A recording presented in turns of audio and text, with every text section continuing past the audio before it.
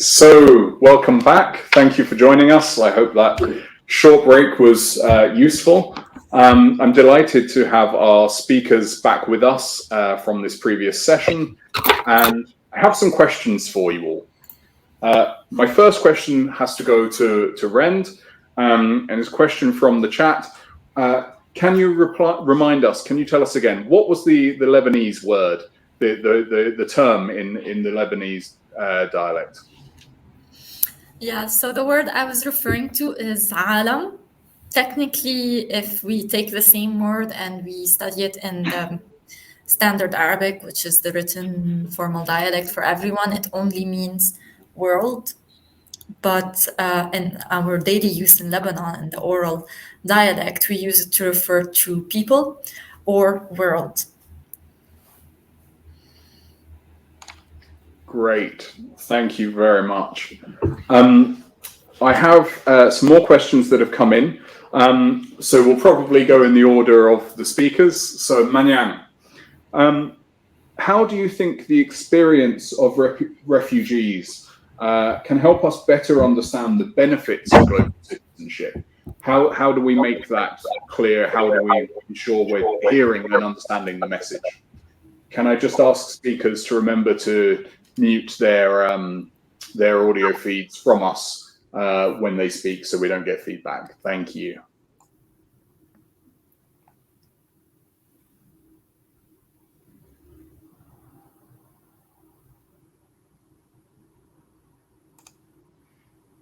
Manyang, are you with us?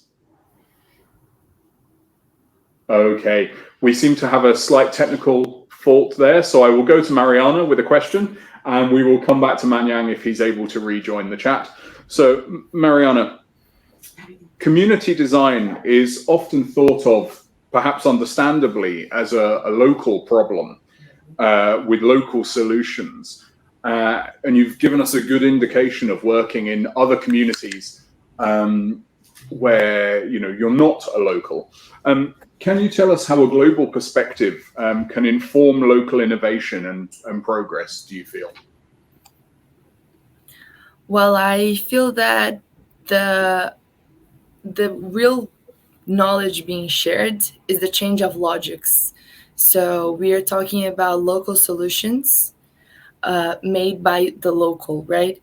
But in order for us, me as a foreign, when I participate and when I get to be a tool, a technical tool that is teaming up with this local solution, what actually is happening is where I can share the change of logics. So instead of having a technical argument on top of the local solutions, we get to share this diversity, the infinite narratives that are. So I think that it resonates in a global perspective is the change of attitude, the change of how do we really act, how do we start an action, and how can we develop the systemical change, right? How do we really partner up with each other? Thank you. Perhaps, Rend, you might like to address that same question or the same issue as you're here. Yeah, I guess I also have similar views about how, well, we talk about global citizenship in this forum, whether it's about refugees or architecture or about energy. It's always a question of having this general approach, the general guideline being approaching things as a global citizen, and then seeing how it applies to the local context and trickling it down from this very general thing that may be hard for some people to understand to something that they can practically live, to just translate it into, okay, I'm going to do something today, whether it's about energy, refugees, architecture, education, and so on. The main questions I should have is, how does it affect me? How does it affect my community? And how does it affect other communities as a whole? Thank you. Manyang, good to have you back with us. Thank you for rejoining. We're certainly very aware of the technical challenges where you are. So I will ask a question quickly and hope you're able to stay to answer it. How do you think the experience of refugees can help us better understand the benefits and importance of global citizenship?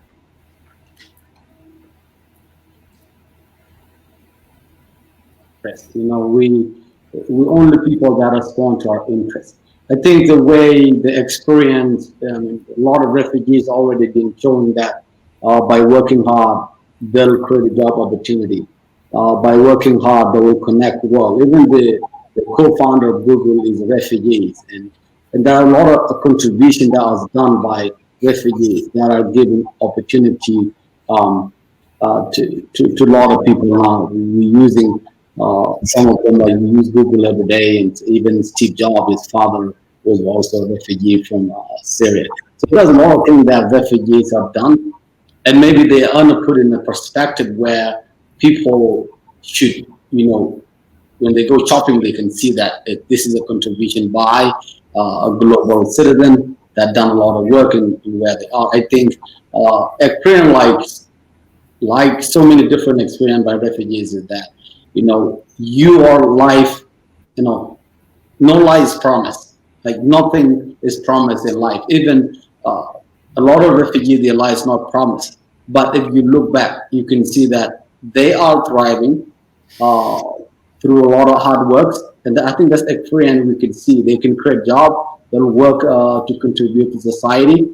I think that's where we have to just see that example, the determination to make a difference, and wherever they are, you just wanted to contribute to society. You just want to be just you, and being a hard worker, being not seen as a handout or somebody that you can just throw in, things to. I think that's what will help people understand, you know, being global citizen is committing to action, is a committing to be more involved, of understanding, of working together with many people and different background, different country, just to find a common humanity.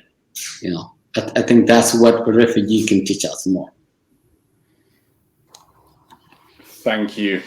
I mean, I think you are absolutely an unchallengeable example of that, and bringing that message forward with what always seems like an unquenchable energy and passion for achieving global change.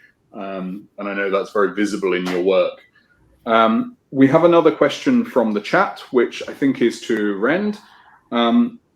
While addressing issues of energy access, do you or do they evaluate how this is a hindrance to millions of children and adults globally?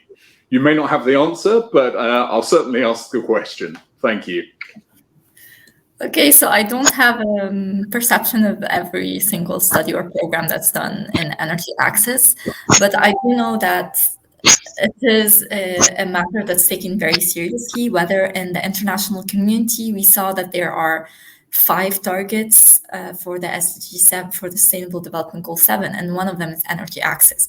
So there's really, it's something very important to the international community to make sure that the energy transition is not only about changing fuels, but also giving access to electricity or to heat and other forms of energy to people around the world that are deprived of so many things, so many opportunities, like education. It could be as simple as having a light to do your homework at night.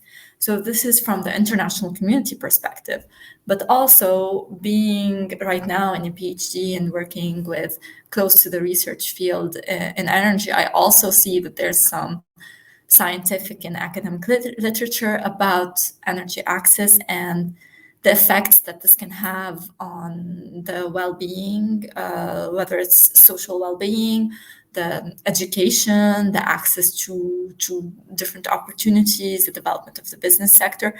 So it's definitely something that a lot of people are working on. Do we have the solution? as I said before, if we had the perfect solution, we would have already applied it. So work in progress. Absolutely. I must admit, I'm slightly disappointed you don't have complete recall of every study published globally. But I think it's very admirable of you to answer the question nonetheless. I have one more question directly to Mariana, and then I have one question I'm going to ask all three of you. So Mariana, you talk about change and you talk about ensuring change. How do you set your personal priorities to ensure that you are part of that change and are achieving that change?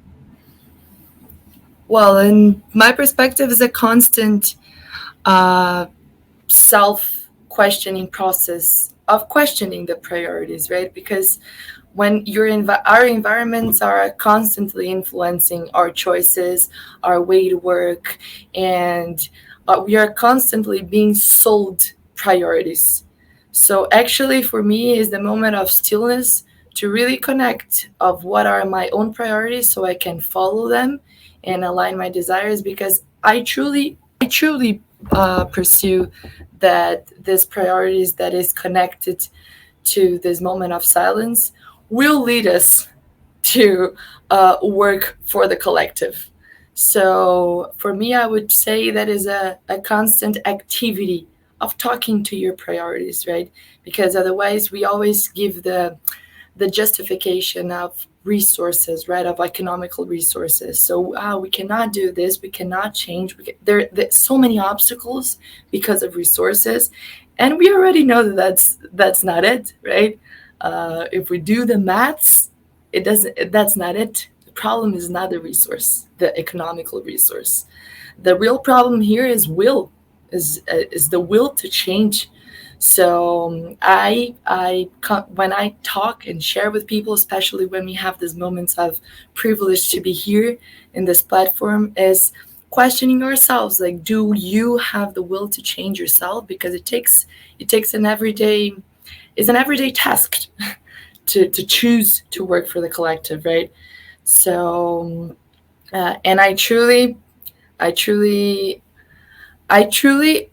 feel, and I have faith that we all have this inner will inside of us to work for the change, and it's possible, and it's here, and it's coming, because innovation, there is intelligence, there is time, people, we're all there. We cannot just look for the justifications of why not to change, right?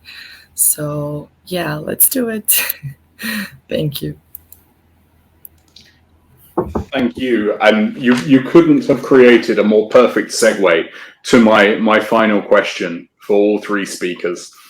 It's the same question I asked our first panel yesterday. And I'm aware that as I sit here in Paris, I have that privilege being sat here at UNESCO headquarters. Also in the room are the three conference or forum rapporteurs who will shortly give their feedback on the entire forum. So I'm going to ask the same question to the three of you I asked our first three speakers yesterday. What one action can each of us take to move forward the cause of global citizenship? One action, 1 minute each, starting Menyan. Right. It's tough because it's very tough because everybody don't start from the same level of play field. There's a lot of things that is going on, and so the action would be just to throw action out there would be really a tough thing. But I would say this though, is I think beginning to learn each other culture, beginning to learn that we are unique in our own way. I think that's action that we can all approach first, and then realizing that there's many ways to make things work or to get things done, and should be the same results another way around. So I think respecting each other, being going out there to the world and be vulnerable to people that you don't speak their language, they don't look like you, they don't have. I think that's a more important thing that we should all take at first, because that's a level that we all may be equal in, because the global action is very different from one place to another, and that's my thoughts. One action, 2.5 minutes. I like it. I'm going to throw the same question to Rend, please. Okay, thanks, Nick. I've had a bit more time to process this, and I think my advice is to question what you take for granted, because every time I found myself changing my point of view or going towards doing something new, engaging in a new activity, or pushing to change something in my community or in my personal life, the first step is questioning. So asking yourself, is what I'm doing every day automatically without even thinking, is it good? Just ask yourselves, is what I'm doing contributing to making the world better, or at least not making it worse?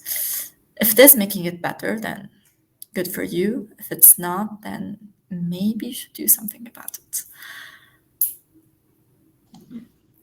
Thank you. So far, 2 of our speakers have echoed 2 of our speakers yesterday. Be your authentic self and recognize the dichotomy between good and bad, right and wrong. Mariana, you have the last word as our last guest speaker of the forum. You have 1 minute for your one action without quoting someone else who's already spoken. Over to you. Well, I will definitely sum up on their thoughts, and I'll say that this process of questioning would be, at the end of the day, you ask, am I making this out of fear, or I'm making this out of love? And this, I know that we will all physically understand. If we question yourself, am I choosing this out of fear? Your body will know the answer. And if it's fear, for me, I can change it. I can make and recreate the action to be towards love. So yeah, may we all come in and allow this new discourse of love as a political resistance into our daily life decisions. Well, I don't think any of us could ask for a more perfect summary to end this session. Thank you very much to our speakers, Manyang Ruth Kerr, Renda Haj, Mariana Montag. Thank you for joining us in your diverse time zones as well as your diverse countries. It's very wonderful to have had you here. Thank you all very much. So this was our last speaking panel of the 2-day forum. In just a moment, I'm going to hand over to our forum rapporteurs, who will give a summary of the forum thus far. So please bear with us just one moment. We'll have a quick technical switchover, and then we will hand over to Martine, Marie-Christine, and Chantal.